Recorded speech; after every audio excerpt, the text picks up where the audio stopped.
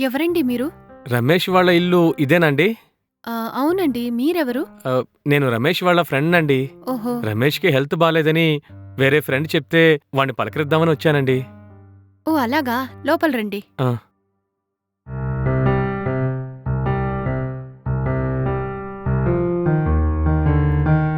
రండి. ఉమ్. ఆ, రమేష్, రమేష్, వద్దండి, ఆయన ఇప్పుడే నిద్రపోయారు. అసలు ఇది ఎలా జరిగిందండి? ఈయన ఎప్పట్లాగే పోయిన శనివారం కూడా టెర్రస్ పైకెళ్ళి డ్రింక్స్ చేస్తున్నారు. హ్మ్, నేనప్పుడు కిచెన్లో వంట చేస్తున్నాను. హ్మ్. పైనుంచి సడన్ గా ఒక పెద్ద సౌండ్ వినిపించింది. ఆ? ఏంటని వెళ్లి చూసేసరికి ఈయన కింద పడి ఉన్నారు. ఓ, నేను చాలా భయపడిపోయాను. అలాగా? నేనేం చేయాలో తోచలేక అంబులెన్స్ కి కాల్ చేసి ఓ, హాస్పిటల్లో అడ్మిట్ చేశాను. తర్వాత డాక్టర్ ఈయన్ని చెక్ చేసి బ్యాక్ బోన్ ఫ్రాక్చర్ అయిందని చెప్పారు. అయ్యో, ఇదంతా వాడి తాగుడు వల్లే జరిగిందండి. నేను ప్రతిసారి చెప్తూనే ఉంటాను తాగొద్దురా అని, కానీ ఏ రోజు నా మాట వినండి. మరి ట్రీట్మెంట్ చేయిస్తే తను మళ్ళీ నడవగలడని డాక్టర్ ఏమైనా చెప్పాడండి? పాసిబుల్ అనే చెప్పారండి. అయితే దానికి లక్షల్లో ఖర్చవుతుంది కదా. ఇంటి ఖర్చులకు, పిల్లల చదువులకు ఇప్పుడే లక్షంలో ఖర్చయిపోయింది. మళ్ళీ హాస్పిటల్కి, అవికి, మెడిసిన్స్కి చాలా అమౌంట్ అవుతుంది. అవన్నీ నేనెక్కడ్నుంచి తీసుకురాను? మీ బాధ నాకు అర్థమవుతోందండి.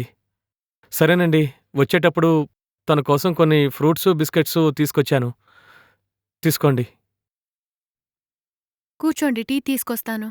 ఆ, సరేనండి. మ్. అందమైన భార్య ఉండగా వాడు తాగి ఇలా ఆరోగ్యాన్ని పాడు చేసుకున్నాడే. ఇప్పుడు ఎందుకు పనికిరాని వాళ్ళలాగా శవంలా పడుకునున్నాడు. అంతా తలరాత. హ్మ్. హ్మ్.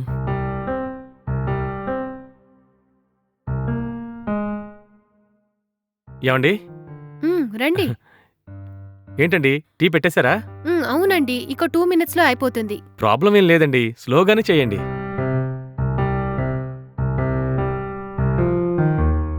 మీకు ప్రెజెంట్ ఏ సహాయం కావాలన్నా మొహమాట పడకుండా అడగండి.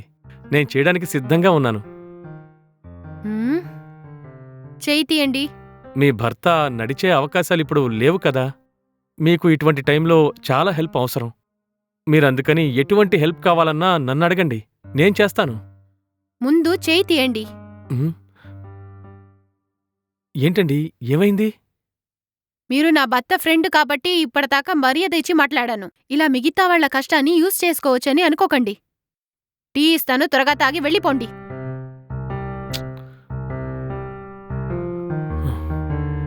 ఛే, ఛ!